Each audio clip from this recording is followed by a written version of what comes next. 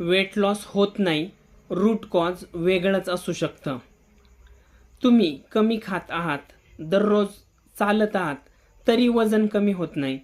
कदाचित समस्या तुमच्या इच्छाशक्तीमध्ये नाही, तर यापैकी एखाद्या कारणामध्ये असू शकते.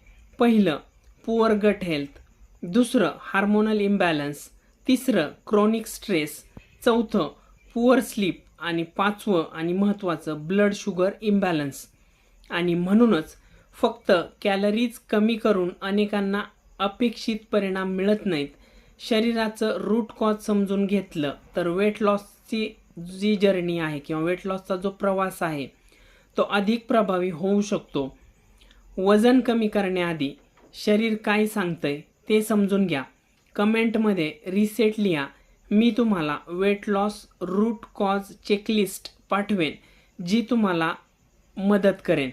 आणि याच प्रकारच्या माहितीपूर्ण व्हिडिओसाठी नक्की फॉलो करा. धन्यवाद.